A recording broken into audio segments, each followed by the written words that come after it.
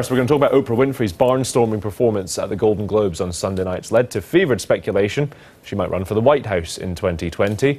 Yesterday evening, Donald Trump gave his reaction to that. Yeah, I'll beat Oprah would be a lot of fun. I know her very well. You know, I did one of her last shows. She had Donald Trump, this is before politics, her last week.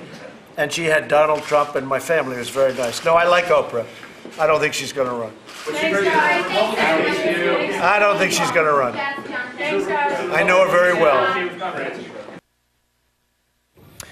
So that comes as Mr. Trump's former strategy chief, Steve Bannon, resigned from his position at Breitbart News after his spectacular falling out with the president. Let's talk about both of those things with Oliver McGee. He was in Bill Clinton's administration, now counts himself as a Trump supporter, joins us now live from Texas. Oliver, good to speak to you this morning. Let's start with Oprah then. Do you think President Trump would beat her in a race for the White House? Well, I think President Trump is very right. Oprah probably will not run, but if you have an Oprah versus Trump matchup, you're really looking at two people who really are representing two spectrums of American populism, which is about prosperity.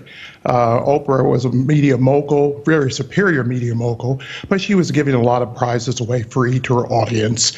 And Donald Trump is running The Apprentice as a media mogul, and he was really talking about free enterprise and competition. So it's really two dichotomies that would be possible in this speculation. But I agree with the president.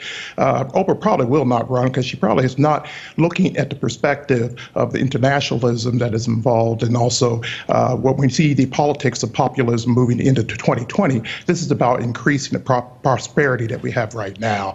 And I believe that that's probably what we're seeing right now. When she gave a very inspirational speech at the Golden Globe Awards, it was really about the Me Too movement and looking at class warfare and race and gender divide. But it was inspirational, and Oprah is an inspirational figure. But stepping into the realm of politics in 365 days would be a tall order for her to organize that campaign, I believe. I mean, Mr. Trump's opened this door now, hasn't he, of celebrities with little political experience running for office. What road is America going down? You know, it's not just Oprah Winfrey. People have mentioned Kanye West, Mark Zuckerberg, Dwayne Johnson as well. This sort of celebrity circus is coming into politics. Is that going to be a thing for the foreseeable future, or are we going to get back to slightly more normal times when it's politicians running for office? Well, I think what we're seeing that 2017 and moving into 2018 is probably emerging as the year of the billionaires. And what we're seeing is a lot of these billionaires can think they can do Trump, but it's very difficult doing Trump and being Trump. You have to basically try to look at some originality that has to come into that. And it's easy to look at Trump and to think that you can follow him, but to try to do Trump is very, very difficult. That's a different type of brand, and all billionaires are not created equal. I must ask you about Steve Bannon, Oliver. Quite a week he's had, and the revelations in this book where it's claimed he called Donald Trump's son treasonous for that meeting with a Russian lawyer. Then Mr. Trump's own statement saying that Mr. Bannon had lost his mind. Now he's quit Breitbart, which was his baby in effect. What's this doing to Trump supporters? You know, because during the campaign, everyone was on the same side. What's this split going to do to Trump's base? I've been looking very closely at Trump's base, particularly on Twitter, and they are basically not too bothered by Bannon leaving.